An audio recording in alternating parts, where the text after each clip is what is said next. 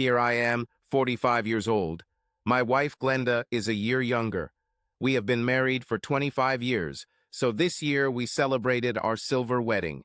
We went on a week-long cruise on the Western Caribbean and enjoyed this time of renewal incredibly. Our son Alan recently turned 25. After receiving his degree in electrical engineering, he met and married his lovely wife, Brenda, who brings joy to our lives. Our daughter Alice is 1 year younger than Alan. She has a degree in music education. She works as the assistant choir director at our local high school and loves her job.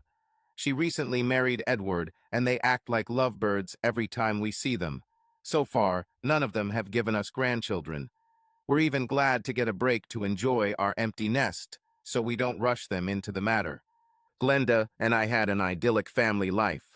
We always supported each other and took care of each other's needs. Our love life may not be as active as it was at the beginning of our marriage, but we are both completely satisfied with the frequency of our intimate meetings. She often played Colby's bubbly Kylat and said that it accurately expresses her feelings for me. This girl knew exactly how to make me feel loved. We often spend time with our friends Bob and Teresa. I've known Bob since high school, and we've been best friends ever since. Glenda and I are godparents to their 3 grown and married children, and our children have always called them Uncle Bob and Aunt Teresa, even though we are not related. Our children and their children are more like siblings since we spent a lot of time together. We always had a good time together and went on vacations together more than once. Of course, Glenda is the most beautiful woman in the world to me, but to be honest, Teresa comes in second. However, we have always respected boundaries. Of course, we danced with each other's wives, but there was never any affair. Following Glenda, I would probably sacrifice my life to protect Teresa and Bob if necessary, and I'm sure they feel the same. That's how close we are as 2 couples who love each other. Did I say we had an idyllic life? Just when everything seems perfect, something is bound to go wrong. Due to unusual sensations in her body, Glenda went to the doctor. She was immediately referred to an oncologist. I went with her to an urgent appointment where she was diagnosed with stage 4 pancreatic cancer with metastases. We were told that stage 4 pancreatic cancer cannot be cured. A person with terminal cancer usually does not live more than a few months. However, there are treatments that can help a person at this stage of cancer feel better palliative care. Until the moment she felt something was wrong, she had never felt sick. The doctor said the signs could easily go unnoticed. A person may not know that they have cancer because they do not feel sick. Even if there are symptoms, they may not bother you. The oncologist said he believed she had about 6 months to live. He indicated that the first 4 of these months could still provide her with a good quality of life. The remaining couple of months may be better spent on palliative care, pain management until she leaves. To say that this was a shock for us is to say nothing. We soon passed this information on to all the people important to us. Alan and Alice and their spouses spent several days at home, expressing their love and support. They offered to stay indefinitely, but Glenda wouldn't hear of it. She steadfastly did not want their lives to be disrupted any more than necessary. Bob and Teresa were just as shocked as we were. We were all very close, and their love and support was priceless to us. Glenda knew they would be there for me, supporting me after she left, and she asked them to make sure I didn't break down and grieve for her for too long. Right in front of our best friends, Glenda urged me to start dating again and get married after a reasonable time. I wasn't ready for this conversation, so I didn't say anything in response. I felt like she needed to express her feelings to deal with the many emotions I knew she was feeling. I loved my wife immensely and was determined to be the best husband to her until the bitter end, no matter how hard it would be for me to lose her. I decided to be close to her. Glenda, in her infinite wisdom, didn't want to waste time feeling sorry for herself. I suggested that she quit her job, but she insisted that work helped keep her afloat and that she needed it for consistency. But something happened to her desire for sex, which I must admit turned out to be a nice bonus for me.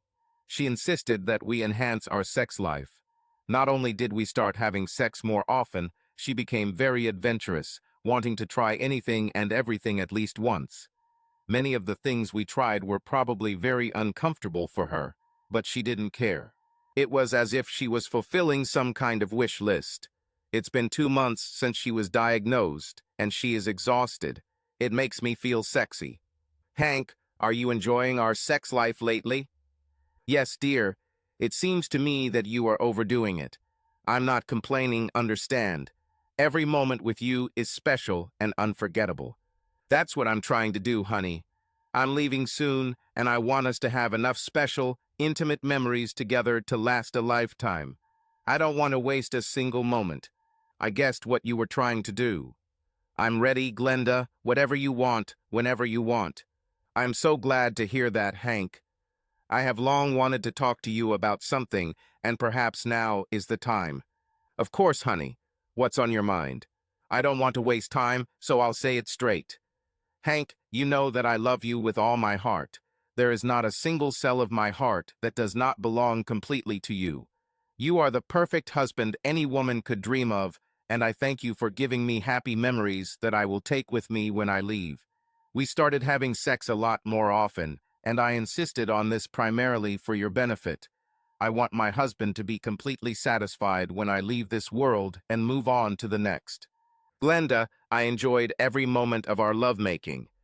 I couldn't ask for a better wife, and I would like us to continue making memories with each other. I'm not forcing myself to have sex with you, Hank. I crave it like an addiction, like I'm grabbing life and squeezing every last drop out of it. I constantly think about sex and crave new sensations before leaving this world. Before we got married, you told me that you had 3 other sexual partners before you met me, and that doesn't bother me at all. As you know, there was no one before you, and I am so glad that I gave you this gift. Hank, I was thinking, I'd like to experience what it's like to be with another man before it's too late. I'm not talking about the novel. We are talking about one weekend, and after that this feeling will forever be in the past. Will you support me in this, Hank? I can't explain why. I just need it. I couldn't believe my ears. I wasn't ready to hear this. I know she is dying and wants to experience life to the fullest, but should she destroy me for that? Honey, I hope it's just a hormonal phase you're going through. I hope this goes away soon, or that you are joking and are not seriously making this request to me. Please tell me you're not serious. I'm serious. I don't have the luxury of time to play. That's why I wanted to talk to you about this directly. This is important to me, Hank. It occupies almost all my thoughts. I can't get this idea out of my head. I need this. Please, Hank. Please tell me you understand and give me this selfless gift of life experience, she begged. My head was spinning. I'm not kidding. She wants to have sex with another man and have me approve of it. I would give her my right hand to give her almost everything she wants, but I can't do it. Glenda, I have loved you from the day we met. You have always been the best wife a man could ask for. I would sell everything I have and give it to you, but I don't see how I can share you with another man. But before we go any further, who do you think this man will be? Were you planning on going to a bar and picking up some random stranger? Of course not. Don't be funny. I will never risk bringing you illness. I thought about it a lot and talked to Teresa and Bob for a long time. They understand my circumstances. I couldn't be with some random stranger. It has to be someone I know, love, and respect. Bob is the man I would want to spend just one weekend with. Then this need will be satisfied, fulfilled, and left behind forever. So you already talked to my best friends behind my back and convinced Bob to have sex with you for the whole weekend. I don't think it took much effort. 30 years of friendship flushed down the toilet. Don't be funny, Hank. They are my best friends too. We are both godparents of their children, not just you. You will never give up the friendship you have with them. She is indestructible. You are not the kind of person who gives up and gives up everything. You always find ways to cope with any difficulties. This is one of the best things I love about you. Teresa offered to spend the weekend with you in my place. You'll have so much fun with her that you won't even notice my absence, she insisted. So you are planning to cheat on me with my best friend. He will cheat on his wife, and his wife is planning to cheat on her husband by being with me, and you think that I will be happy to cheat on you with her as a consolation prize? You have to be kidding, I fumed. Nobody cheats here, dear. I offer an exchange. There is no cheating here if you know about it in advance and participate. That's why I'm talking to you now. Nothing has happened yet, I swear. I need this, Hank. If you love me, you will allow me this as my dying request. Stunned by her words, I looked at her with disgust. So you play this card, right? If I love you? You're not sure what I love, so you say, if. Moreover, it is low to call it a dying request. You're out of your mind, honey. This is madness. I can't agree with such a crazy idea. I'm telling you straight, if you do this, it will be the end of us.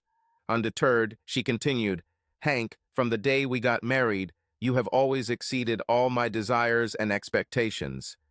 You took me to exotic places on our vacations, always provided the best luxury cars for me, and allowed me to buy all the clothes and shoes I could want. Why is this so different? Have I ever sent you on vacation so you could be alone with another man? No, it was always you and me. Did you buy these things to wear for another man? No, you bought them to please me. It was always just the two of us, Glenda. This may be too much to expect from you now, but it will ruin our marriage for me. Darling, try to look at it this way. After my death, you will probably be intimate with several other women before you marry again. I won't have that privilege. Don't you understand that what I ask is only fair? I'm sorry that you had to make such a huge sacrifice to be with me and no one else all this time. Once you are free of me, you can try as many men as you want. Hell, you won't even have to worry about pregnancy or illness. You're lucky, girl, I said sarcastically. Her irritation began to grow. Look, I've always put my needs second and taken care of you and our children. I don't regret a single second of this, but now I feel like you should be a little more understanding and put your fragile male ego on the back burner just this once and let me have it. Let me ask you a question, Glenda. If you didn't get cancer, would your bucket list still end up making you want to have sex with another man? Be honest. I do not know, maybe. Well, thank you for your honesty. I'm sorry that I'm not good enough for you. She winced, but continued to insist. Let me ask you a question, Hank. If I never got cancer and asked you for permission to be with another man, would you selfishly deny me that experience? Of course not. Once we got divorced, you could have all the experiences you wanted with anyone, as much as you wanted, but you would never have me again. She ignored my threat and continued undaunted. Didn't you always want me to have everything? You always gave me more than I ever asked for. Will you begin to refuse me now that I am asking you to fulfill my dying request? Glenda, I once believed that I was your everything. Thank you for showing me the error of my ways and correcting me in this error. She started crying and ran out of the room. Normally, I would do my best to comfort her, but this was different. I hope she changes her mind before it's too late. I heard her talking on the phone to someone, but I couldn't make out what was being said. 10 minutes later, I heard a car drive up to our house. Bob and Teresa couldn't just stop by for a visit. This is an ambush. While she went to greet them and let them into the house, I quietly walked out the back door and went for a walk around the neighborhood. I left my phone on the kitchen table, so it would be difficult to contact me. I had a lot of thoughts to think about while walking. When I returned an hour and a half later, their car had already left, so I felt that their attempt to surprise me had failed. Where have you been? I worried so much. Bob and Teresa stopped by for a visit, and we didn't know where you were, Glenda said worriedly. When you were crying and upset earlier, I felt like we both needed some space, so I went for a walk around the neighborhood. I don't remember Bob and Teresa saying they were going to stop by today. What's happened? She gave me a dissatisfied look. They were nearby on business and decided to stop by for a while. We've both visited each other unexpectedly many times over the years, you know that. It's a shame you missed them. They really wanted to talk to you about our recent conversation. I assure you that their desire is absolutely one-sided. I have no desire whatsoever to discuss the atomic bomb you dropped on me with any of them. But they are our best friends, your best friends. Who better to discuss what's on your mind? They were my best friends, but that ended today. From now on, they are your best friends. I will have nothing to do with them anymore. You can't be serious, Hank. Why are you so stubborn about this? All I did was just talk to you, nothing more. Are you ready to throw away a lifelong friendship without even talking to them? You're better than this. I know it, and so does Bob. I think you've already talked to them about our recent conversation when they were here. Of course, I talked. What did you expect? They are our best friends. That's what friends do, listen to each other and help each other through difficult times. I thought so. And what wise advice did dear old Bob give you about our problem? They both know what kind of person you are, Hank. They agree that you are the kindest, most understanding husband, father, and friend anyone could wish for. He reminded me that it was you who helped him get a job in the same place where you work. He said he didn't know a better man. I'm sure that's not all he said, Glenda. What other wise advice did he give you about our problem? She winced before answering. He said he understood both sides of our situation. And although he was your best friend for most of your life, you are not the one who dies. He said that special concessions should be made for those who will soon leave this world. His advice makes sense. I agree with him. And what, dear wife, was his advice? I asked sarcastically. She frowned before speaking. He said it's easier to get forgiveness than permission. You won't get anything from me, I exploded and walked out. If Bob and Teresa weren't a complete story for me before, they certainly are now. The friendship train has left the depot and will never return. I will try to limit all contact with Bob at work to a purely professional level. We work in different departments, so this shouldn't be a big problem. Later in the evening, Glenda gradually rekindled my desire and used it to have me again. She seemed to enjoy the power she had over me, as if won some kind of competition. Honestly, I had nothing against having sex with her as long as she hadn't crossed that line, and I was sure she hadn't done that yet. Hank, dear, there's something I want to say before you go to work. Tonight at 9 o'clock, I will go to Bob and Teresa's house. He and I will leave from there. He told me that he has tried many times to talk to you to clear your doubts, but you refuse to talk to him about anything other than work matters. He also said that you don't answer his personal calls and messages. Teresa said you don't answer her anymore either. I'll be back here on Sunday afternoon, and I'll really want to make love to you. I'm telling you this now because I want you to come home right after work. Fine. My world was crumbling before my eyes. Everything I knew about my life before will change after tomorrow. She seems determined to go all the way. Glenda, you know I love you, but I don't love you enough to ever forgive you for cheating on me. And yes, I call it cheating because I don't approve of it, and I don't want you to do it. If you sleep with Bob or any man other than me this weekend, I won't be here when you get back. I will never speak to Bob or Teresa again or have anything to do with our godchildren. The betrayal of all three of you is worse than you can imagine. If you sleep with him, I will never touch you again, I said sadly.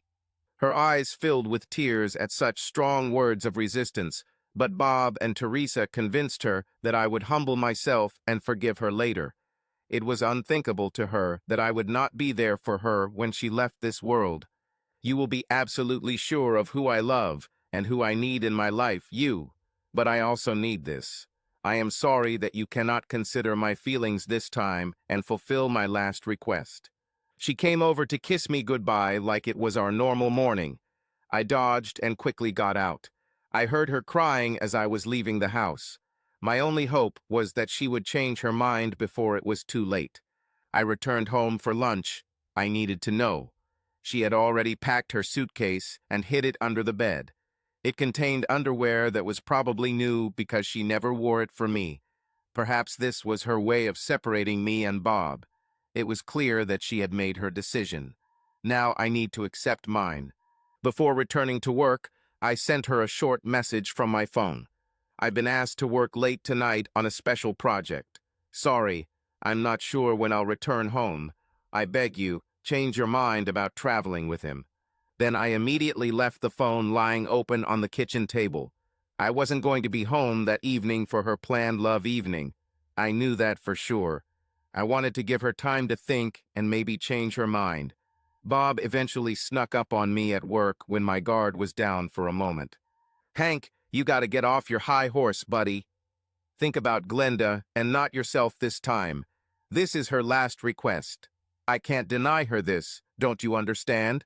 What I see is the traitorous asshole who used to be my best friend telling me he's going to sleep with my wife to make her happy. I can't stop you two from ruining my marriage, but you have to understand that your actions will have consequences. If you touch Glenda, then you, Teresa, and my three godsons will die to me forever. This will end my marriage and destroy our relationship. I think you'll be Glenda's lover from then on because I'll never touch her again after your nasty ass is with her. Hank, this doesn't sound like you. You are better than this to say such things. You don't mean any of those words. You forgot that I know you better than you know yourself. I don't care what you think you know. I meant every word. Now get out of my office, or do you want to explain to your boss why you are wasting my time? Bob knew my mood, and that there was no point in trying to reason with me in my current state. He needed to let me cool down. Bob hoped that Glenda's sexual affection that evening would soften the situation between us and lead to a better outcome. I was furious and almost shaking with anger. There were no words that could change my mind. It's obvious that Bob and Teresa value Glenda's friendship more than mine. I'm usually a very easygoing person, but some boundaries shouldn't be crossed. I left work 5 minutes early so Bob wouldn't catch me again. I went straight to the gym. I have a subscription that I hardly use. Decided to use it today. I didn't want to be too tired the next day, but I wanted to take my anger out on the machines. While I was mindlessly doing the exercises, I was overcome with a whole range of emotions. Deep loss, rage, helplessness, and loss again. I even shed a few tears, but tried not to cry in front of other visitors. I left the gym at 7:30 after showering. It was a kind of therapy, but it didn't solve my problems. I went to Harper's restaurant, which Glenda and I love to go to on special occasions. I remembered our many conversations and laughs that we shared there. It was a bittersweet experience. As I considered my options, I wondered if I was stubborn enough to follow through on the threats I had made in recent conversations with Glenda. Are these principles on which I am willing to die?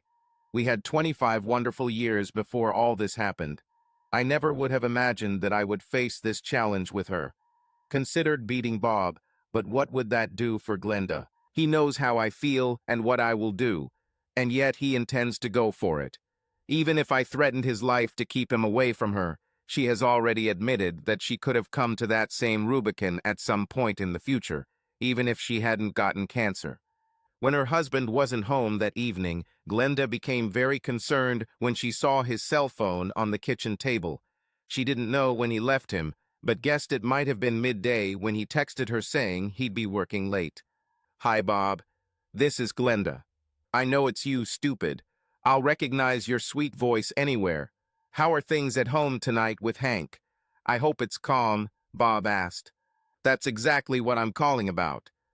Do you know a reason why Hank might work late today? He texted me at noon that he would be working late into the night on a special project. I can't imagine what Hank is talking about. I myself left work a little later today, getting some things done, and the parking lot was empty. Hank's car was gone when I left. Even though we don't work in the same department, I would be aware of any special projects or overtime. Have you tried to call him? That's exactly the problem, Bob. I tried as soon as I got home to find out when he was coming, but his damn cell phone was ringing on the kitchen table, so I can't contact him without his number unless, as you say, he's not at work. Didn't you tell me that you were going to have a very special night of love with him? Exactly. I made this clear to him this morning, so the only conclusion I can come to is that he is avoiding me. What should I do, Bob? Glenda, I know Hank. He's just playing a child's game, trying to sabotage your plans. If he deliberately decides to skip tonight's night of love with you, then he is a fool. He doesn't understand how lucky he is to have you. After your death, he will regret every moment he could have spent in your loving arms. Hank is a good man, my best friend in the world, but sometimes even good people do stupid things. You know what you want. You know you deserve it, and he's trying to ruin your holiday. Listen, honey, if you want to cancel, I understand. No, Bob, I won't talk about it. Damn it, I've already suffered too much grief from him over this to cancel at the last minute. You're right, Bob. If he misses this evening, then it is his loss. This will allow me to save more energy to spend time with you this weekend. You have no idea how much I'm looking forward to this. I can't thank you and Teresa enough. This is the attitude, Glenda. I hope Hank comes to his senses and has a magical time with you. Thank you, Bob. I feel much better. I'll wait until 9 for him, but I still plan to leave around then. I'll be with you shortly after that. Nothing will make me happier, Glenda. I promise to do my best this weekend. I hope this will be the experience you are looking for. I'm sure it will be so. See you soon, Bob. Bye. As I pondered in the restaurant, I considered all my options. I came to the conclusion that if she left with Bob, I would never touch her again. She deliberately breaks her marriage vows. No one seduces or deceives her. This is a conscious decision that she makes in her right mind. Besides, this is a triple betrayal. In addition to losing my wife, I'm losing 2 of my best friends at the same time. They are both complicit in Glenda's betrayal. I would never do to Bob what he is doing to me and my marriage, even if Teresa urged me to, if the circumstances were the other way around. These 3 are dead to me. Divorce. I could have formally filed for divorce to make a declaration, but it would have been an extremely costly petition because she would have died before a judgment could be reached. There's no point in throwing money away. Money. I would never have thought that she would cheat on me before this. Now that I can no longer trust her, I need to take steps to protect my finances. Who knows what she'll do next? I got home at 9:30 that night. She wasn't there. She should be with Bob. I have never felt sadder and more alone in my life. The pain of the loss was unbearable, but my plans had to be carried out. I found a sealed envelope on the kitchen table with my name on it. He was on Glenda's phone. Apparently, she didn't want to be disturbed this weekend. I agreed with this. I decided not to touch the envelope and left it unopened. When I checked my messages on my phone, I saw that she had called and texted me earlier, worried about my absence. She swore that she would make it up to me after she returned, repeating that she needed it, swearing that she loved me and only me. Such words found no response. I deleted them all. The first thing I did was move all my clothes and belongings from the master bedroom to the guest room. I made sure that I left no trace that I had ever been in this bedroom. I then found our wedding album and cut out my images from all the photos, removing all traces of my presence. After that, I collected the album and left it on her bed, the bed that used to be ours. I called my brother and asked if I could spend a few nights with his family. He has a spare bedroom in the basement and instantly invited me to stay as long as I wanted. I took 1 Glenda Ambien to help me sleep. Medicines can sometimes work wonders. I was woken up by the doorbell at 9:15 a.m. I put on my robe and walked to the front door. "What are you doing here, Teresa?" I thought I explained everything clearly to Bob yesterday. "Good morning, Hank. I could use our key, you know," Teresa replied. "We've had spare keys to each other's houses for a long time. Can I come in?" She is right. I forgot about it. I would have liked to change the locks, but then I realized that Glenda would just give them a new key, so I gave up on that idea. "Whatever you need to say, you can say right here." "You haven't answered my question yet. What are you doing here?" "Well, if someone answered their calls, I wouldn't have to come all the way here to see you," she said. "For the third and last time, Teresa, why are you here?" "I'm here for you, Hank, for 2 reasons. First, I want to know how you are feeling. Glenda told me you're upset about our agreement, so I'm here to help you deal with it. After all, you are one of my 2 best friends in the world. Help me deal with this, huh? How are you going to help me, Teresa?" "Whatever, Hank. I am here for you in whatever capacity you need. If you need a friend to talk to, it's me. If you need a housekeeper or a cook, that's me too. If you need an intimate partner to ease your pain and suffering, that's me too. The three of us agreed that you could be with me, just like they were together this weekend. Obviously, the three of you agreed to a lot of things that I strongly disagree with. Now, if you don't mind, I have a lot to do today. You came at a very inconvenient time. Please leave now and don't come back. If you use this key that I no longer want you to have, I will call the police and report an unexpected guest. I wish you a good life, Teresa, I said, slamming the door in her face. I watched from the window as she headed to her car. She was crying while talking on the phone to someone, probably Bob. I couldn't understand what made her cry. Perhaps he or Glenda wanted to know about my emotional state. I tried to tell Teresa as little as possible, but at the same time make it clear how unhappy I was with the situation. She sat in the front seat of her car for about 5 minutes, watching the house, as if she wasn't sure that leaving me like this was the right decision. Finally, she left. After my cereal breakfast, I went to a big box store and bought a pair of identical locks for the exterior doors and installed one on the guest bedroom door and the other on the hallway bathroom door. Since I had the only keys, I felt comfortable expecting privacy. I then switched to a new phone plan so Glenda wouldn't have access to it. After that, I transferred my phone to a new plan and paid an additional fee to change the number. No one can contact me unless I give them my new number. As a final small gesture, I took off my wedding ring and held it in a vise in the workshop. It would no longer fit on a finger without some serious work by a jeweler. I left this symbolic gesture on Glenda's phone on the kitchen table. I packed a few things and went to visit my brother and his family for Sunday lunch at a nice family restaurant. It was the least I could do since they were providing me with a refuge from the drama for a few days.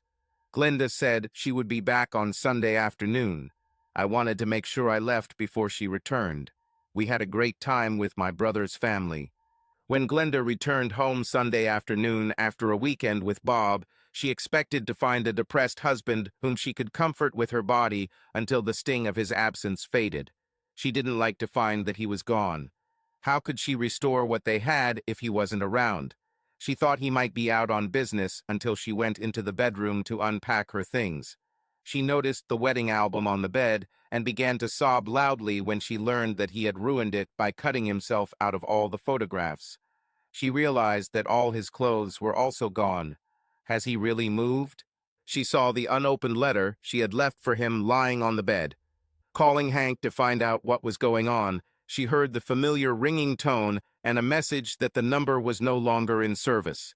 Everything was getting worse every second. This was not the reaction Bob had promised her. He assured her that Hank couldn't live without her. After checking the rest of the house, she noticed a new lock on the guest bedroom door. She felt relieved that perhaps he had not left completely, but was simply staging a small protest by moving to another room. Not knowing who to call first, Glenda called Teresa to see if Hank had said anything about his plans when she visited him on Saturday morning. No, Glenda. When I called Bob that morning, I told him every word Hank said, which was very little. I have to admit, it hurt when Hank rejected me so harshly. What's happening? Glenda told her everything she had discovered upon her return. Bob and Teresa listened to her on speakerphone. Bob intervened. But didn't you leave Hank a letter explaining that you were going to hand in your resignation in 2 weeks and spend the rest of the time pleasing him? Yes, Bob, I wrote him this letter, as you suggested, but he didn't open it or read it.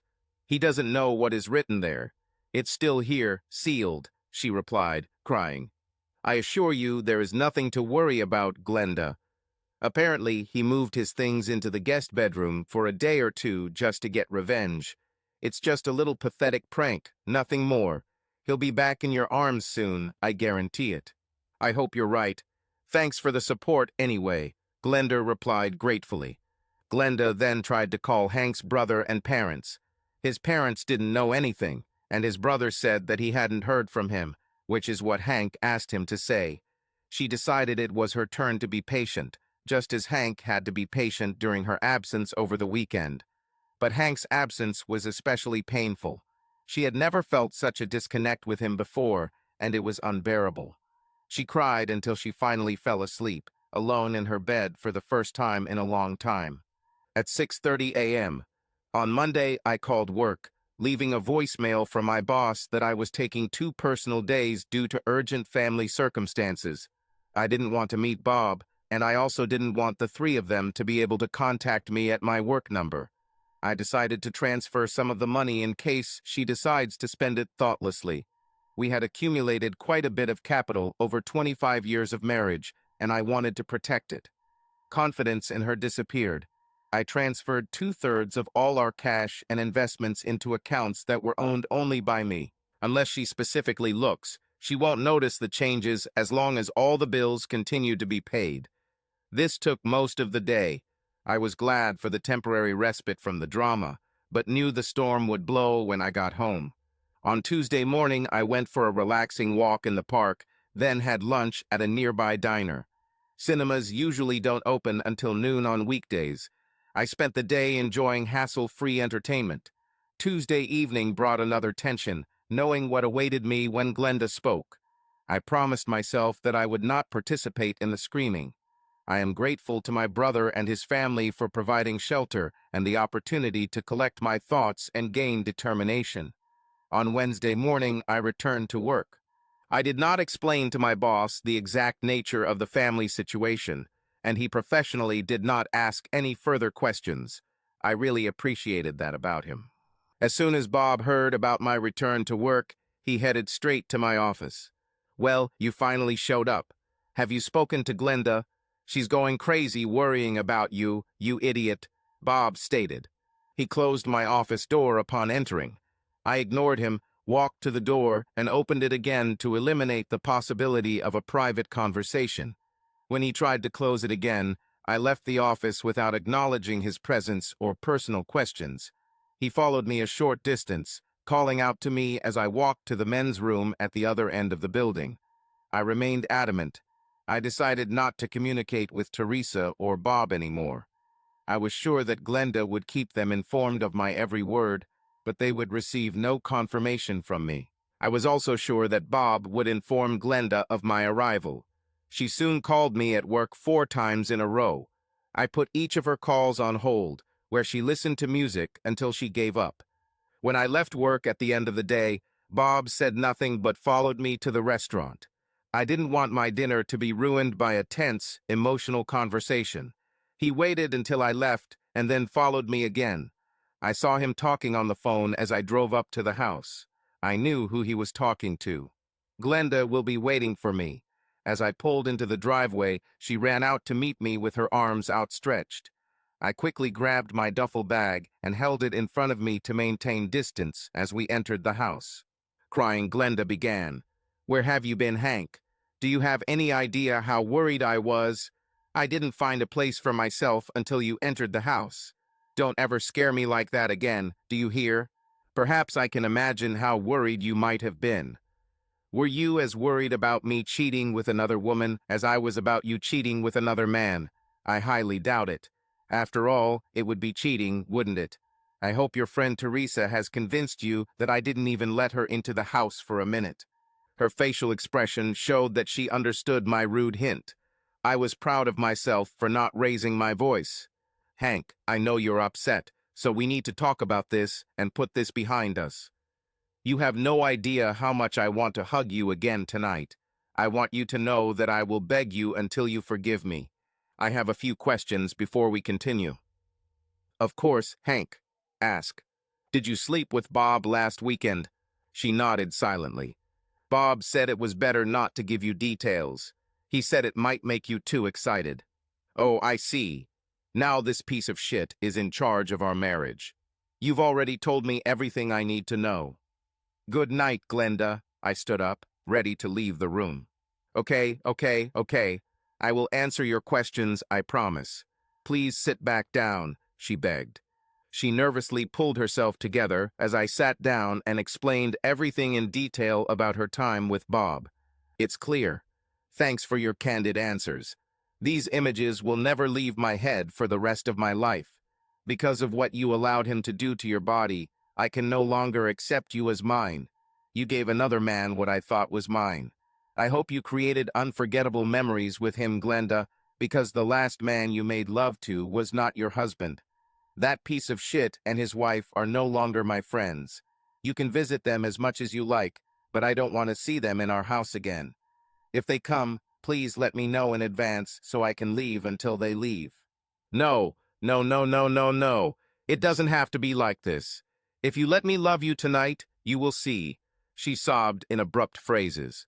Before you left for the weekend, I clearly told you what the consequences would be. But instead of believing me, your husband, you believed the words of this piece of shit. You trusted the wrong person. You made your choice, Glenda. I hope it was worth it. Stop calling him that terrible name. He is your best friend in the whole wide world. He was your best friend long before you met me. Now they are our best friends. You're just upset. I understand it. Bob told me you might need time to calm down. He's right about that. I think I'll settle down in about, say, 6 months? Her eyes went wide. 6 months? But I'll be gone in 6 months, Hank. You can't be serious. We need to get over this now. Give me a chance to help you get through this. I'm sorry, Glenda. I'm not in the mood to throw up after dinner. Intentional nausea is not on my agenda. Are you leaving me, Hank? Are you saying this is the end for us? She asked in a weak, high-pitched voice. I thought about this for a long time while you were with another man last weekend. As you know, I am not one to break my vows, although you admitted that you did. I will be true to my vows until the day I die. I won't cheat on you like you cheated on me. I will continue to live in this house with you, but in different bedrooms. I will pay all our bills and do all the normal household chores. I'm not going anywhere. I won't leave you. In sickness and in health, remember. But my vows don't require me to have sex with you or kiss you again. All I ask is that you don't invite that piece of shit and his wife back here again. If they come, kindly let me know in advance, so that I can leave while they are not here. What have I done? I destroyed us. No, Hank. If what you say is true, it wasn't worth it. 1,000 weekends with him or anyone else aren't worth it. My only hope is that you will find it in your heart to forgive me before it is too late. I'm sorry, Hank. I'm sorry for what I did to us. The heart does not always listen to what the brain says. One more request, Glenda. Since you won't have sex with me again, if you sleep with this piece of shit or anyone else again, please don't do it in this house. Meet your lovers somewhere else, but don't bring them here. You can do it. I will never ask you about your personal life. Her face turned red with indignation. Listen to me carefully. This was an isolated event. Do you understand me? This will never happen again. I want the last man I was with to be you. I swear to all that is holy that I will never be intimate with anyone but you again. I heard you say the same vow at our wedding. Forgive me if I doubt your words now. She began to sob uncontrollably. I went up to my bedroom, closed and locked the door, leaving her sobbing over our lost intimacy on the couch. The next morning I left for work, avoiding her. Mid-morning, this piece of crap burst into my office. I'm not leaving, Hank, until you talk to me. What you are doing to this wonderful woman is unforgivable. I'll talk to you as long as it takes to make you change your mind, Bob said. I picked up the phone and called my boss. Hi, Denny's. I have a problem. I hope you can help. Bob is in my office, trying to distract me from work with personal questions. He prevents me from performing my duties. Is there anything you can do to stop him from stalking me? I don't want to have anything to do with him. Thank you, Denny's. I appreciate it. Are you serious? You can't talk to me one-on-one, so you're calling for backup. Something like that, I answered indifferently when my office phone rang. Yes, sir, I will pass it on. This is for you, I said indifferently, handing Bob the phone. Hello? Yes, sir. That's right, but... Got it, sir. It won't happen again. Defeated, he handed the phone to me. This is not the end, Hank. I won't jeopardize my job by approaching you here again. But this is not the end.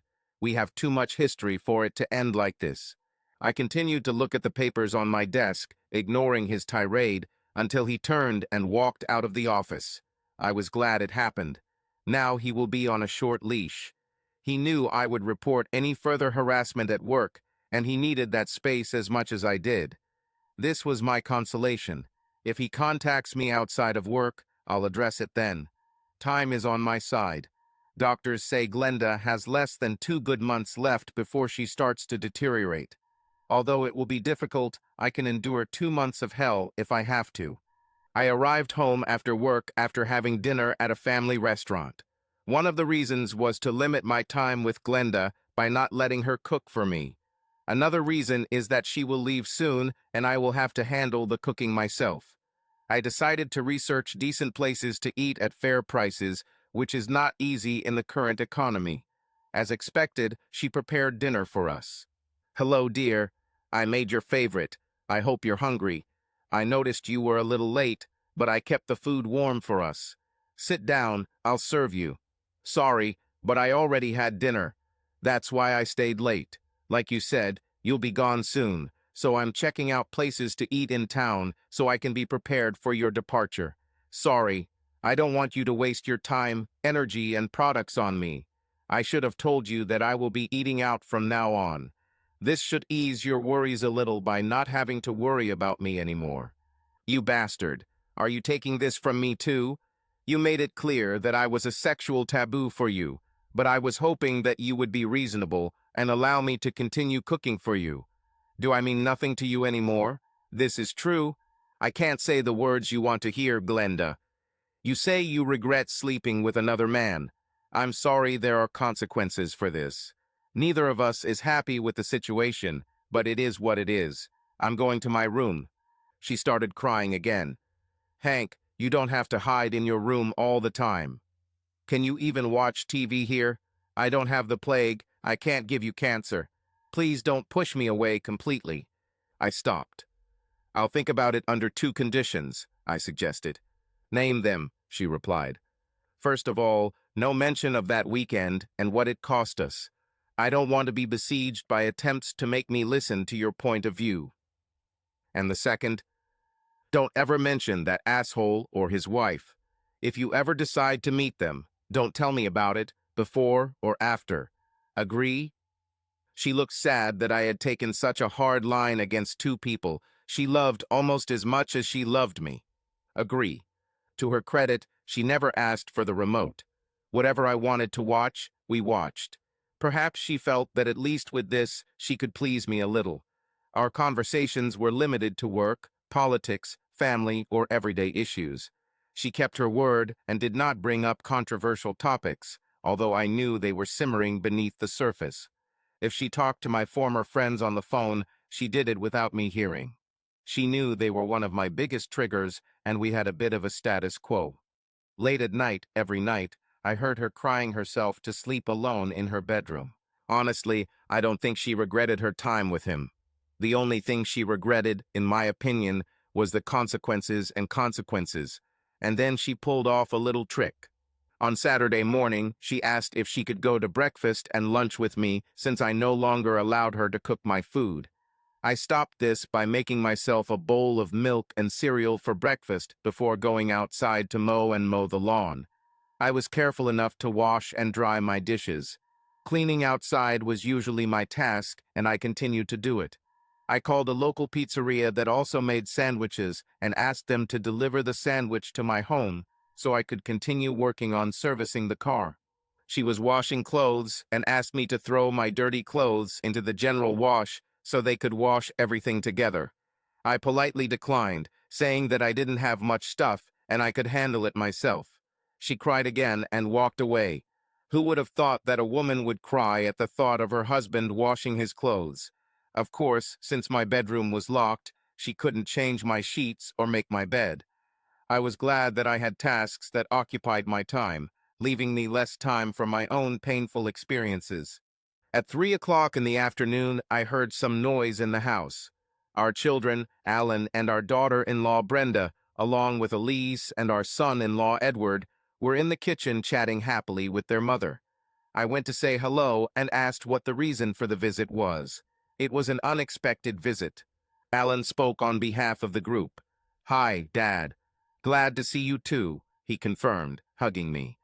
"We have all been in closer contact with Mum since her diagnosis. She says she doesn't have many good days left. so we decided to bring burgers and hot dogs and have an old-fashioned picnic. Don't worry, you and Mom don't have to lift a finger. We know what to do and how to do it, and the four of us will take care of everything, including cleaning, if you can believe that after our childhoods, he joked. Don't get me wrong, I love when kids come to visit, but this was not a random event. I'm sure Glenda was behind this supposed altruistic incident. As they say, all's fair in love and war. We weren't quite at war, but close enough that she would use the children against me like I assumed she would. An hour later, I was informed that the grill had been thoroughly cleaned and was ready for use. The girls chopped and mixed the ingredients for the salad. The meat was in the refrigerator and everything seemed to be ready. Then Glenda came up to me. "Hank, honey, the kids asked for homemade ice cream. As you know, the recipe I'm using requires cooking, and I don't have all the ingredients. I'll just drop by the supermarket and buy the missing products. I'll be back very quickly," she said cheerfully. As soon as her car left the garage, I felt surrounded by four interrogators from the Spanish Inquisition. This time, my daughter Eliz took the initiative. "Daddy, can I talk to you for a few minutes?" she asked very politely. "Of course, honey. My door is always open to all of you." She smiled sweetly and began. "Daddy, as you know, Mom and I talk often. It's easier for her to share girl talk with me than with Alan. First, the four of us want you to know that we all love you. We love Mom too, and that's why we want to talk to you to find out your point of view. Everyone in this room wants Mom to be better until she leaves. You know better than us that she doesn't have much time left, so we want her to make the most of it. Daddy, we know what Mommy did to Uncle Bob that weekend. She confessed to me when you were away for a couple of days.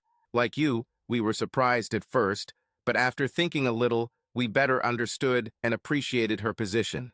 We understand why this was difficult for you to deal with at first, but you've had time to come to terms with it. She swears it will never happen again, and we believe her. It was just one of her wishes that she wanted to fulfill before she died. Is it so difficult to understand and forgive? She says you haven't touched her since that weekend. She also says that you cut Uncle Bob and Aunt Teresa out of your life. Dad, they have always been your best friends. Can't you understand that Uncle Bob was just granting a dying woman's wish? You could have been with Aunt Teresa that weekend in exchange, but you just exploded like dynamite. So you four think I should just forgive and forget, huh? Right? All four nodded.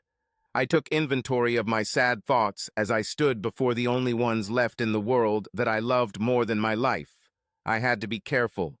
I didn't want to argue and alienate them.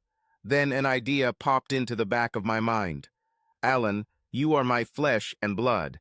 You know that I would die for you without hesitation, right?" "Of course, Dad. You were always there. There is no doubt about it." "And you, Brenda, as my son's wife, know that I love you too, don't you? And that I would die for you, if necessary, without even blinking?" I asked her. "Of course, Dad. And this love is mutual. All four of us love you just as much. Each of us would willingly sacrifice our lives to save yours or your mother's. That's why we're here, because we all love you so much," she assured. "I'm so glad to hear that, Brenda. I believe you. That makes it much easier for me to ask the next question to both of you. As you know, I'm not getting any younger, and as a result of your mother's actions, I've been thinking a lot about bucket lists, even my own. So, Alan, are you willing to give me Brenda for the weekend to make one of my wishes come true? I think if she and I spend a weekend together like your mother and Bob, it will reassure me that you two believe in what you say and are willing to back up your words with actions. If you do this, perhaps I can forgive your mother." "What? Are you crazy?" Alan exclaimed. Brenda blushed at the thought of this intimate proposal. "No way in the world would I have agreed to this, Dad, even if you were dying. I understand that my wife is not your blood relative, but that would still be incest, in my opinion. I can't believe you even suggested that," he raged. "Oh, you mean like Uncle Bob and your mom? This, I suggested," said at the same time made sense in four minds. I let this sit for a minute before speaking again. "Brenda, I owe you and my son an apology. I would never ask for something like that, even if I was dying? I asked this question just to make a point. Alan, you said you wouldn't agree to this even if I was dying. And I didn't agree either. It was easier for you to forgive your mother because you are not married to her. But think about it, Alan. If Brenda went with me and came back to you, would you ever be able to look at her the same way again? Could you forgive her as easily as you asked me to forgive your mother? There was silence in the room for over a minute as both couples considered the rationality of my logic. Without a word, Alan nodded to Edward and they shook hands. Then Eliz hugged Brenda. I wasn't sure what was happening, but I hoped it wasn't another attack. Alan turned to me again. Dad, you're right. Thank you for still being a good father and teaching us another important life lesson. We only saw it from Mom's point of view. We haven't looked at this from all angles, and you just opened our eyes. Thank you. However, we don't love Mom any less and still want her to be happy until she dies. However, we understand that she lost the right to ask this of you when she did what she did. We also understand how you feel about Uncle Bob and Aunt Teresa, and frankly, we completely agree with your feelings, at least about Uncle Bob. We're not taking sides in this, Dad. We are neutral. We love you both equally, but we won't put any more pressure on you about your mom. We promise, and Mom just has to come to terms with the fact that she can't get everything she wants. We will still support her in whatever way we can, but we will not support her quest to force you to forgive her by using us as pawns. I swear if I had a button-down shirt on, they would all fall off by now because I'm so proud of you all. I couldn't have asked for more. Thanks for understanding. I never insisted that any of you turn away from your mother, even for a moment. She will lean heavily on you when the end comes, and I know you will be there when she needs you most. I hugged them all one by one. I was so happy with how it turned out. Things could have been much worse. The rest of the evening went fine. Glenda was delighted with my positive attitude after returning from the store. The kids cooked their burgers and hot dogs to perfection, and the strawberry soft-serve ice cream for dessert was delicious. She didn't have time to talk to them since I was always there. After cleaning up and hugging and kissing, Glenda headed over to talk to me after the visit. You seem to be in a good mood, Hank. It's wonderful to see you smiling so much this afternoon and evening. The children always cheer me up every time they come. How can I not smile when they are around? One bird told me they were going to talk to you while I was in the store. Well, the kids don't seem to be angry with you, so can I assume the conversation went well, and they were able to convince you to see things my way. From your side, when they talked to me, they said that they loved us both equally and that they weren't taking sides. This seemed very fair to me. You and I raised these kids well, didn't we? For some reason, my little bird led me to believe that you would either accept my point of view or be left alone in the cold. I don't know anything about this, Glenda. You might want to check your bird again. Meanwhile, I'm going to take a shower and change clothes. We both had a busy day. I left her in thought as I headed to the shower. I knew she would contact Elise while I was showering. I wonder what her mood will be after their conversation. You're just a stubborn asshole who can't get over your fragile ego, Glenda said to me when I entered the living room. Well, I guess it's good that you found out this about me now before you spend the rest of your life being around that fragile, selfish asshole, I said. I'm sure that piece of shit your friend will exceed all your expectations in a man since I'm obviously not worthy of you. She ignored my taunt and continued her attack. Really? Did you ask Brenda to sleep with you? You might want to check with your birdie before you make things worse. I just took a moment to learn. After the children heard my point of view, they said they were neutral. I have never and never will be intimate with Brenda. I advise you to ask Brenda for confirmation, since you doubt my word. She was throwing a fit because using children as weapons didn't go the way she planned. I'm sure Elise told her exactly the facts of our little encounter. She was just trying to piss me off. I sat down and started changing channels. She rushed to her bedroom and slammed the door. With luck, she will stay there all night. Another week of our Mexican confrontation has passed. I could see that she was getting more and more frustrated every day because of my rebellion, but we coexisted more or less peacefully in the house. We still didn't eat together. I still washed all my clothes and dishes every time I cooked something for myself. She went out the following Saturday evening and did not return until 11 p.m. I assumed she met the goat and his wife, but she never mentioned them and I didn't ask. I think my lack of interest angered her even more. Next Monday morning, the big boss, Greyland Zekadlu, was waiting for me in my office. He was the president of the company, but we rarely met. Dennis was my immediate superior, and even he admitted that he didn't have access to the big boss. "Good morning, sir. What do I owe for honor?" I asked as respectfully as possible. "It's Hank, right? Hank Greenlee." "Yes, sir, at your service." "Hank, I've heard good things about you through the grapevine. Dennis speaks highly of the quality of your work through his boss, who reports to me. I try to keep my finger on the pulse of the company and just want you to know that you are a valued employee." "Thank you, sir. It means a lot to hear that, especially from senior management." Yes, but I have another question that I would like to talk to you about." "Of course, sir. Please continue." "Hank, do you know Brian McFadden?" "I know a Brian McFadden, sir. That's my father-in-law's name." "Right. Well, you're right about the connection. Your father-in-law is my golf partner almost every weekend. We have known each other for many years. It keeps me on my toes on the golf course. He never mentioned that you were his brother-in-law and worked here until recently.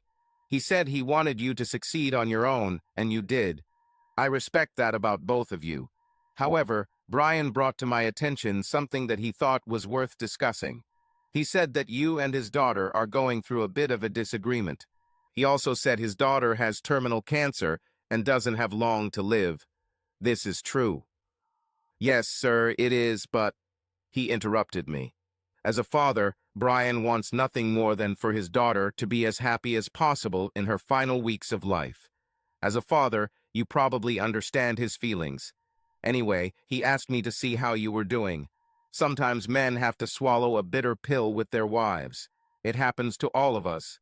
I'm sure you're the kind of man who takes good care of his wives. I would be sad to hear from Brian that you are not coping with your responsibilities at home. You do realize that performance reviews include a person's character as well as their job skills, right?" I was stunned. My father-in-law threw me under the bus for his daughter. I guess I couldn't blame him, but I couldn't tolerate intimidation and blackmail in the workplace.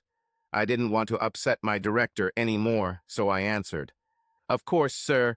Thank you for bringing this to my attention. I'll take care of it," I offered. "Make sure you take care, son. I don't want to discuss this with you a second time." "I assure you, sir, after today, you will have no reason or need to continue this conversation. Thank you for your timely advice." My boss, Greyland Ziarkadlo, left my small office happy that he had solved his good friend's problem by taking the bull by the horns. After he was out of sight and heading towards the elevator leading to his office, I typed my formal resignation letter onto the office computer, effective immediately, and printed it out. I gathered all my personal belongings, which easily fit into a small cardboard box, and took it to the car. Then I went to the HR department, handed them my resignation letter, confirmed it in person, turned in my badge, and left the office building for the last time. This tactical move solved two problems, isolating me from the piece of shit ex-friend, and removing my father-in-law's influence on the correction of my behavior towards his daughter. But it also created another problem. I was now unemployed. Moreover, I will not be able to use my former employer as a reference because I have not served my notice. Looks like I'll have a lot of time to plan my next steps. Since it was still early, I went home and spent the day working on projects around the house. Glenda arrived home after work at her usual time. "You came back before me today. How did this happen, dear?" I looked at her with contempt, as usual when she used pet names. "Well, if you must know, I quit my job today." "What are you doing?" she exclaimed. "Yes, it seems your father was against me, so I had no other choice," I stated calmly. "My father? How do you suppose my father made you quit?" "Since you asked, I learned today that your father regularly plays golf with the CEO of my company, Greyland Ziarkadlo. It turns out Mr. Zekadlu was in my office first thing this morning, expressing his displeasure that your father was complaining to him on the golf course about how he didn't approve of the way I was treating you, given your situation. Mr. Zekadlu made it clear that if I don't fix the situation at home with you to your father's satisfaction, my future job could be in jeopardy. He threatened me with negative performance reviews that would affect my ability to climb the corporate ladder or even my demotion. As you know, I don't like threats. Even if I were to become your dream husband again, the damage has already been done. I was slandered in the eyes of the general director of our company. There's no chance I can come back from this. So I handed in my resignation, and here I am. How dare you blame my father for losing his job? You're just a loser, Hank. Why don't you just admit it? You gave up on me, you gave up on our marriage, and you gave up on your job. And now you want to blame my father for your failures. He's better than you'll ever be, she raged. It's clear. My mistake. I apologize for the truth. Don't worry, I won't make that mistake again. Let me think. Since I didn't quit my job because of what your father said to my boss, then what about this reason? My big toe hurt today, so I quit. How about this? Is that the best reason in your opinion? Goat, why do you have to be so stubborn about everything? Why can't you forgive me and let us live a normal, happy life again before it's too late? Why do you even want to be with such a stubborn goat like me? It is pointless. In your opinion, that piece of shit ex-friend is a much better friend than me. Why don't you move in with them and enjoy the time you have left? He was the last person you had sex with. I'm sure he'll volunteer to call you again. Why stay here with me if I'm such a loser? Because I love you and only you, Hank. After all is said and done, you are the only man I have ever truly loved. You're just too blind to see it, she said with disappointment.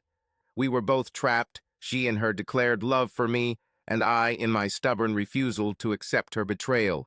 We remained at a dead end. I'll go eat. I'll be back in a while. Why don't you call your dad while I'm gone and see if he can find someone to beat me up for you? I said, dripping with sarcasm. I thought she had run out of tears. I was wrong. I left the house alone to avoid further drama and eat out in peace. Apparently, she actually called her father while I was away, and she was waiting for me to return. Sorry, Hank. I didn't know that my father would use his friendship with your boss to try to blackmail or intimidate you.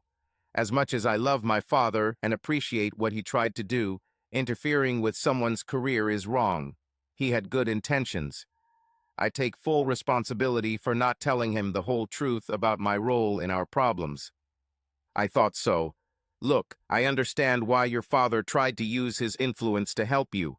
You know that I would do everything in my power to help our children. I understand it, but I thought he was better than that. Now I have learned that he did not know the whole truth. Well, I'm going to fix it if I can, and Dad will help me, unless he doesn't want to see me anymore, she said. What do you mean, Glenda? How can you fix anything in my career? I made a decision. Tomorrow morning, I will submit my resignation from my job. I don't have to work off notice because I'll never need work again. Dad and I will join our efforts with yours to help you find a better job than the one you had. It's our fault that you were put in an awkward position, so it's our responsibility to make it right. Dad knows a lot of people besides your boss. He will start making contacts, and so will I. We will do our best to find you the perfect job and fix the situation. Does this suit you? This was unexpected. I was expecting another attack, but this is unexpected. I have no idea what my options are, but I'm happy to accept help from both of you. Thank you. I convinced my dad to take next week off to help us. I'll either find you a new job or die trying, she joked. True to his word, Brian was at our house early the next morning. He went with Glenda to work, where she handed in her resignation. She planned to leave in the coming weeks anyway, and was glad to avoid the sorry you're dying farewell party they would have thrown when she left.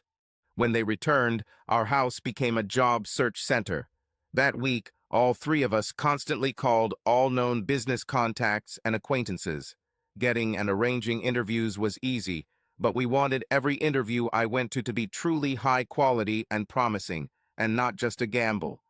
The economy was shrinking at the time, and well-paying jobs were rare. I must have had a dozen interviews that week while they kept up the pressure to help me find the right place. I have never seen Glenda so dedicated to a task. She had an unyielding determination to keep her word to me that she had never demonstrated before. Productive help came from the most unexpected source. Brian, swallowing his pride, contacted Greyland Ziarkadlo, explaining that he misunderstood his daughter's problem and rushed to put pressure on me. He apologized for his role in the loss of a valuable employee, explaining that my returning to my old job was not an option. Greyland regretted my loss and scolded his golf partner for jumping to conclusions. In the next breath, he asked for an hour for a few calls to see what he could do for me. We were stunned when 45 minutes later, we received a call from Wellington Enterprises, Inc. They needed a new purchasing manager. It is a custom manufacturing company that brings the inventions of new inventors to life. Investors support new product ideas, and Wellington brings them to life. Creating custom manufacturing for various products is not an easy task, but they have found their niche. We were told that most products did not become popular with the public, but those that did made all other attempts worthwhile. When I showed up for the interview the next day, it seemed like my presence was just a formality. 3 previous purchasing managers were fired for bribery or embezzlement. It appears that the 2 qualities they were looking for the position were honesty and integrity. Greyland's positive recommendation, Ziarkadlo, obviously, was of great importance. My starting salary will be 35% higher than my previous salary with Mr. Zekadlu. He really turned out to be a decent person. I was supposed to start my new career 3 weeks after the completion of the staff purge of unscrupulous employees. I humbly thanked Brian and Glenda for their support and help in getting me this golden opportunity. They both said it was the least they could do given their involvement in the loss of my previous job. Brian and I are back to where we were before. We had a good relationship. He appreciated that before the weekend, I had always been a great husband to his daughter. He also noted that many men would leave their wives under similar circumstances. This would have left Glenda without a partner in her final days. He teared up as he shook my hand, expressing his restored respect for the man he knows in me. It seemed like Glenda was stubbornly holding on to see me get a new job. The next day she fell down in pain and became severely jaundiced. I took her to the hospital where we were told that this was a normal, expected progression of cancer. Her oncologist sent her home with a slew of medications, including painkillers, to ease her symptoms and manage her discomfort. When this became known, she had many visitors who seemed to want to make one last visit while they still could. I did my best to accommodate everyone and tried to organize the visits in an orderly manner rather than having a large group come together at once. One afternoon, Glenda told me that Bob and Teresa wanted to visit her, along with their children, Charlene, Joe, and Evelyn. I told her I understood and would arrange a visit. She knew what that meant. I called Elise, told her I had a few things to take care of, which was true, and asked her to arrange a visit and let me know when everyone was leaving. She said she would take care of it and let me know when it was. My daughter is very perceptive. Everything went smoothly, and I avoided any negative interactions. This visit opened Elise's eyes. From that day on, our children began to spend much more time with her, knowing that her time was dwindling. After 2 weeks, Glenda was so weak that she could no longer get out of bed. Insurance allowed me to hire a nurse during the day, and I took care of her in the evenings when I returned from my new job. She became fragile and lost a lot of weight. She had a special machine to deliver medication to control the pain. All she had to do was press a button, and the machine would dispense a dose to relieve her discomfort. She couldn't talk on the phone anymore, so I turned it off and put it away. Everything now passed through me. I was surprised to receive a call from Teresa, who wanted to know about Glenda's condition and express her concern that she could not reach her by phone. After I explained the situation, she asked permission to visit her again. I told her I didn't think it would be convenient or a good idea. She seemed upset, but didn't insist. The children and their spouses worked in shifts to help me care for her and give me respites from constant care. It was very valuable. As her condition rapidly deteriorated, I offered to place her in hospice care, but she adamantly refused, stating that she wanted to die in her home, surrounded by loved ones, rather than in a room with strangers. No matter how painful it was for me, I complied with her request.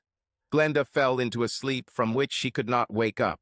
I compared it to being in a coma, realizing that its time was coming to an end. One of the 4 children was always nearby, day and night, ready to call the others if anything significant happened. I sat in her room late at night, getting ready to go to bed myself. Suddenly, Glenda sat up straight on the bed.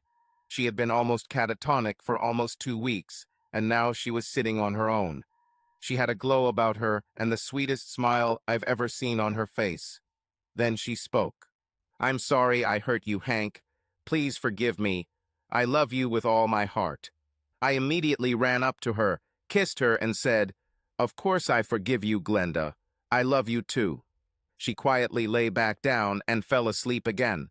I felt that this was it, and called all the children. They kept vigil with me while I held her hand. 4 hours later, she took her last breath. We all cried and hugged, clinging to life and the love we all felt for each other, the love she left us as a legacy. I was exhausted while organizing everything. Alan and Elise were a huge help with everything. Glenda made it easy for us by planning almost every detail in advance. She was cremated, and we held a memorial service in a nearby chapel. Elise nervously told me that her mother had asked Bob to speak at her service after the minister's sermon. She thought it was too much to ask of me. I was stunned and did not know that she had made such arrangements without my knowledge, but the children begged me to fulfill her wishes, even after her death. I agreed for their sake. The service had an opportunity an hour before it began for the family to gather to support each other and receive guests. I wasn't surprised when Charlene, Joe, and Evelyn hugged me. They were our godchildren and did nothing wrong. They had nothing to do with their parents' actions with my wife. I hugged them back, tearing up, realizing how much I still loved them, even though they weren't my blood relatives. They were still family. Bob and Teresa kept their distance from me, but talked to everyone else. Brian held up better than I expected. He made it clear that he didn't want any distance between us, and I assured him that I felt the same way. During the memorial service, Brenda, Alan's wife, sat to my left in the front row, holding my hand. Elise was on the right, holding my other hand. God, how I loved my children and appreciated the love Glenda instilled in them for the family. The priest was kind and reassuring, delivering an inspiring sermon about hope and deliverance. The music consisted of 3 compositions that were close to Glenda's heart. Finally, Bob took the stage. Brenda and Elise squeezed my hands tightly, assuring me that they are here to support me. Bob said Glenda asked him to read a letter she wrote. She must have given it to him the last time they visited her when Elise was there. The letter was encouraging, advising everyone to use their time as if it were their last day. Without directly mentioning what she did to Bob, she encouraged everyone to forgive each other as it is a good deed. She ended by encouraging everyone to keep in touch with me and the children and try to introduce me to quality women so that I can continue to live a full and fruitful life. Everyone, including me, laughed. It was typical Glenda. When he finished, Bob decided to add his own indictment. "I've known Hank longer than anyone else in this room. His dear late wife begged us all to forgive each other. I stand before you admitting that I did what could be considered wrong for all the right reasons. Hank here refuses to forgive me. We've been best friends since junior high, but he can't find it in his heart to forgive him for this one offense." As Bob continued speaking, Alan stood up and signaled to the priest, who nodded his head. The microphone Bob was using was immediately turned off. Brenda stood next to her husband, as Eliz and Edward, pulling me along with him. Alan led the 5 of us out of the main chapel and into the lobby. As we started to leave, Teresa, Charlene, Joe, and Evelyn also stood up in protest and left with us. Bob was stunned to see his own family abandon him. Alan explained. Charlene told me that she overheard her dad mention that he might call you on stage. I have already agreed with the priest to turn off the microphone if he does this.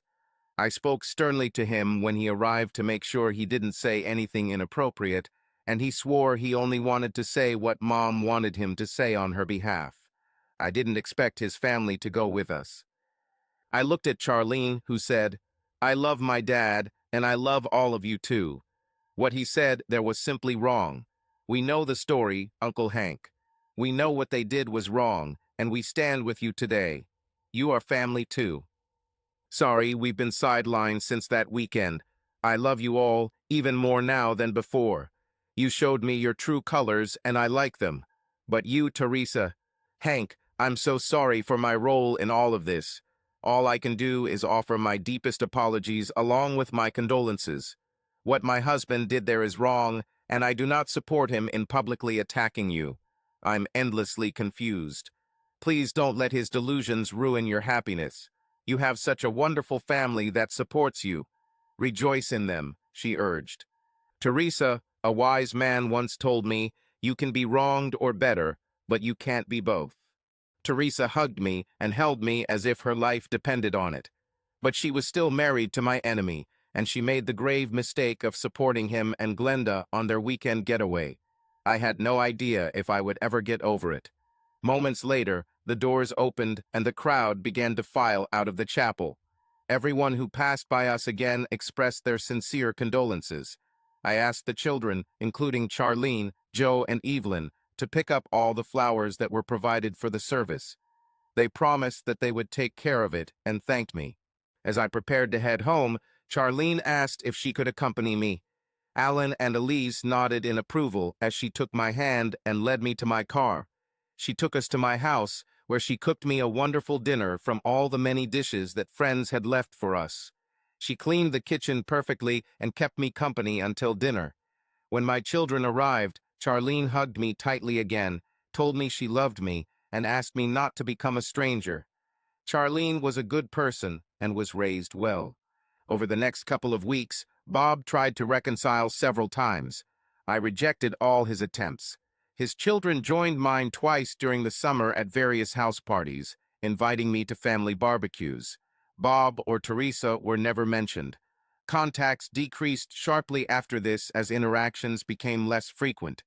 Everyone has their own life, and I wasn't sad about it. I threw myself into my work, focusing my efforts on efficiently acquiring all the necessary parts and components on time and at a reasonable price. I had a team of 7 people, 3 of whom were newly hired. I led this core group and was proud of how smoothly our operations ran. Everyone did their jobs, and I considered them my work family. It had been just over a year since Glenda's death when I received a cryptic message from Alan asking me to meet him at the luxurious Chez restaurant. Roberto on Saturday evening at 8 at his expense. He indicated that he was working on a special project and wanted me to meet his contact there. He asked me to dress decently in a suit. I wondered what special project he was working on. Has he thought about changing careers? I was glad that he wanted to include me in this aspect of his life. I took my best suit to the dry cleaner to be ready to meet this businessman. Chez Roberto is a high-end restaurant frequented by influential businessmen or couples for special occasions. It is quite expensive, but has an impeccable reputation for creating the most exquisite snacks and dishes. I had never been to Chez Roberto before this evening. Alan instructed me to give my name to the concierge upon arrival. He quickly acknowledged the reservation and asked me to follow the head waiter to my table. As we walked through the restaurant, I could feel the romance in the air as I watched the beautiful couples exchanging glances of love and adoration. There were also several tables occupied by businessmen, which I thought I was heading towards. As I approached, I noticed a woman from the back, dressed in an elegant dress, sitting alone at the table. She looked very elegant from my point of view, and I thought some man was very lucky. Just when I thought we were going to pass her table, the head waiter stopped and motioned for me to take my seat. "There must be a mistake, sir," I suggested. "Mais non, monsieur, there is no mistake, I assure you. Can I help you with the chair?" he suggested. I pulled the chair across from the woman I had noticed earlier and sat down. She looked as surprised as I did. "Hi, Teresa." "Hank, what are you doing here?" she asked sincerely. "I guess for the same reason as you." "Let me guess, Alan invited you here tonight?" "No, Charlene. I was supposed to meet her here at 8. Yeah. And I was supposed to meet Alan here at 8. I sense a catch." Right at that moment, both of our phones started ringing with incoming messages. We both read our messages. "Let me guess, Charlene is running late and won't be able to come tonight?" "How do you? Oh, I see. Yes, we were set up. It looks like our children have deceived us." The head waiter waited patiently, as if expecting something. "Teresa, since we're here, do you want to order something so we don't waste the evening?" "There's no point in leaving now," she agreed. "We can go ahead and order. I've heard good things about this place." "Me too." "Sir," I turned to the head waiter. "Yes, sir." "Can we have 2 menus, please?" "Oh, that's not necessary, sir," he said, clapping his hands twice. A moment later, 3 waiters emerged from the kitchen carrying 3 full trays. Without asking a single question, they laid out delicious-smelling dishes in front of us, as if they already knew what should go where, and then quickly left. We were both stunned a second time. "How? When? But these are all my favorite dishes," Teresa exclaimed. "Mine too. It's almost like someone who knows us both well pre-booked for us, isn't it?" "These cunning people," she responded. "I have to say, if I'm surprised, I can imagine worse surprises." "You're right," I said, hinting at a double meaning she didn't mean. "I can guess why they set us up," she offered. "They knew you would never contact me. You made it clear how you felt about us when all this happened, and looking back now, I can't blame you, Hank. Honestly, I don't mind since it's just you. But if he were here with you, I would never have sat down," I clarified. "He? Do you mean Bob? Are you saying you don't know?" she asked in surprise. "I don't know what. Did something happen to him? I haven't spoken to him since Glenda died, and the children know better than to mention it to me." "Understand. Well, that explains a lot. A lot of water passed under the bridge. Do you want to hear the story? Teresa, my evening is free. I have no other plans for today. You intrigue me." "Okay, but I warn you that you may hear his name many times during the course of my story. More than a year has passed. I think I can handle it without flashes. Carry on, Teresa." About 3 weeks after Glenda's memorial service, Bob said he felt something was wrong and went to his regular doctor, who referred him to a specialist. He was diagnosed with stage 4 cancer. The only recommended treatment was radical surgery. The cancer was so advanced that every last trace had to be removed. During the invasive procedure, they cut many blood vessels and nerves. After rehabilitation, he realized that the operation was the reason that he could no longer have sex. This news shocked me. I didn't know anything about this.